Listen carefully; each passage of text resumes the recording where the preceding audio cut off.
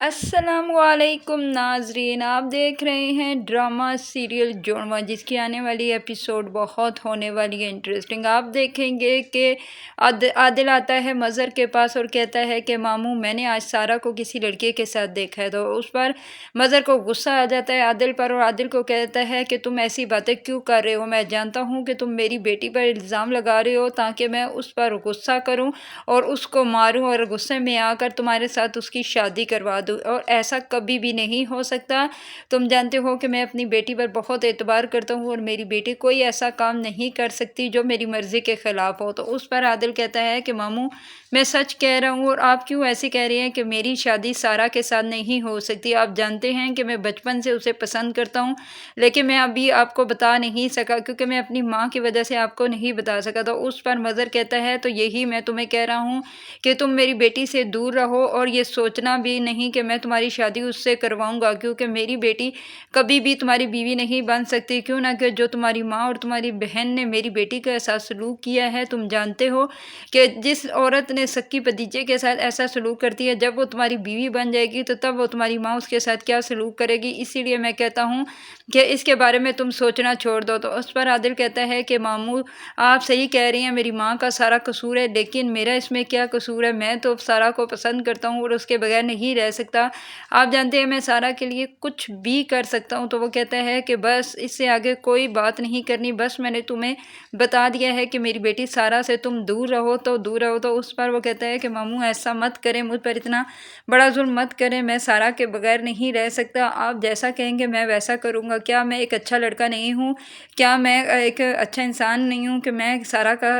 خیال نہیں رکھ سکتا؟ تو اس پر مظہر کہتا ہے میں نے ایسے نہیں کہا، تم بہت اچھے انسان ہو اور اچھے لڑکے ہو، تم میری بیٹی کا پورا خیال رکھو گے، لیکن میں تمہاری ماں کی وجہ سے کبھی بھی اپنی بیٹی کو جہنم میں نہیں بھیج سکتا، اسی لیے میں یہ کہہ رہا ہوں کہ تم یہ سوچنا چھوڑ دو، بس اس کے ٹاپک پر آئندہ سے آپ میرے ساتھ کوئی بات نہیں کرو گے۔ یہ کہہ کر وہاں سے مظہر چلا جاتا ہے۔ آپ ادھر دیکھیں گے کہ عادل بہت پریشان ہو جاتا ہے، اور عادل کہتا ہے اب میں کیا کروں؟ وہاں پر اس کی سلمیٰ مامی آ جاتی ہیں اور کہتا ہے کہ سلمیٰ مامی آپ ہی مظہر ماموں کو سمجھائے نا کہ ماموں ایسا کیوں کہہ رہے ہیں؟ وہ کہہ رہے ہیں کہ میری سارا کے ساتھ شادی نہیں ہو سکتی اور میں سارا سے دور ہو جاؤں، تو آپ پلیز میری مدد کریں۔ تو اس پر آگے سے سلمیٰ کہتی ہے بیٹا میں بھی تمہیں یہی سمجھا رہی ہوں کہ تم سارا سے دور ہو جاؤ، کیونکہ تمہاری ماں کی وجہ سے کبھی بھی تمہارے ماموں تمہیں رشتہ نہیں دیں گے، اسی لیے میں کہہ رہی ہوں کہ تمہارا دل ٹوٹنے سے بہتر ہے کہ تم خود ہی سارا سے کنارہ کشی اختیار کر لو۔ تو اس پر آگے سے عادل کہتا ہے کہ مامی ایسا کبھی بھی نہیں ہو سکتا، میں سارا کو کبھی بھی نہیں چھوڑ سکتا، آپ جانتے ہیں نا کہ میں سارا کو وہ ساری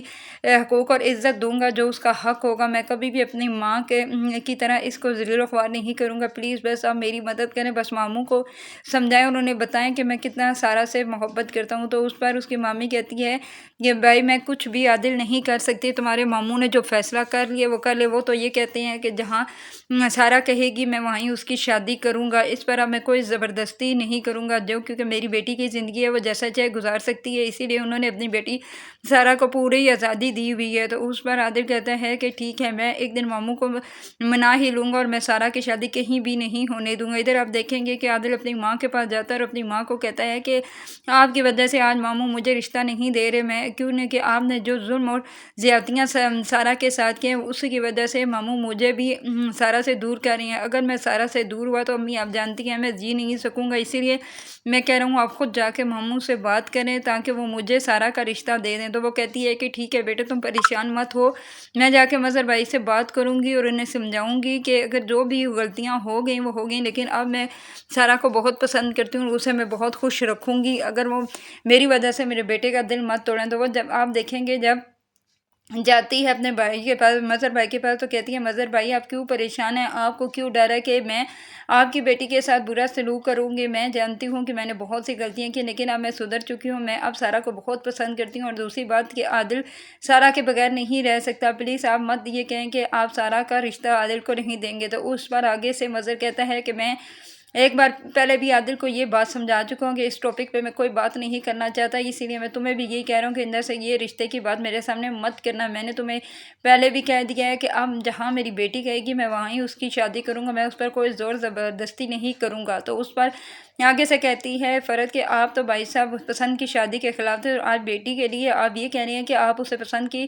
شادی کی اجازت دیں گے۔ تو اس پر وہ کہتا ہے کہ یہ میں نہیں کہہ رہا، تم اپنے گریبان پہ جاؤں کو تمہاری بیٹی نے کیا کہا ہے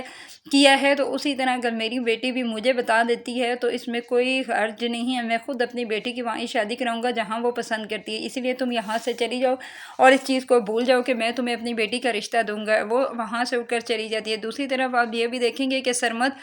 اب زارا کے لیے بہت پریشان رہنا شروع ہو گیا، کیوں نہ کہ وہ جانتا ہے کہ زارا وہاں پر رہ رہی ہے تو اس کا کہیں نہ کہیں دل عادل پر آ چکا ہے، کیونکہ وہ عادل کو دل میں پسند کرنا شروع ہو گئی ہے، لیکن وہ سرمد کو نہیں بتا رہی۔ ادھر سرمد بہت پریشان ہو گیا ہے اور وہ سرمد زارا کو کال کرتا ہے اور کہتا ہے کہ تم کب واپس آ رہی ہو، کیونکہ تم میری بات نہیں مان رہی، تم جانتی نہیں ہو کہ ادھر میرے اور تمہارے رشتے کی بات ہو رہی ہے، یہ نہ ہو کہ تم وہیں بیٹھے اور میری ادھر شادی ہو جائے۔ تو اس پر آگے سے زارا کہتی ہے ایسے کبھی بھی نہیں ہو سکتے، تم سرمد جانتے ہو کہ میں تمہیں کتنی پسند کرتی ہوں اور تمہارے بغیر میں نہیں رہ سکتی، اسی لیے میں تمہیں سمجھا رہی ہوں ایسی باتیں میرے سامنے مت کیا کرو۔ اگر آپ لوگوں کو میری ویڈیو اچھی لگتی ہے تو پلیز لائک شیئر اور سبسکرائب کرو، بیل کو دبا دیں تاکہ ہر آنے والی لیٹسٹ ویڈیو آپ کو بر وقت مل سکے۔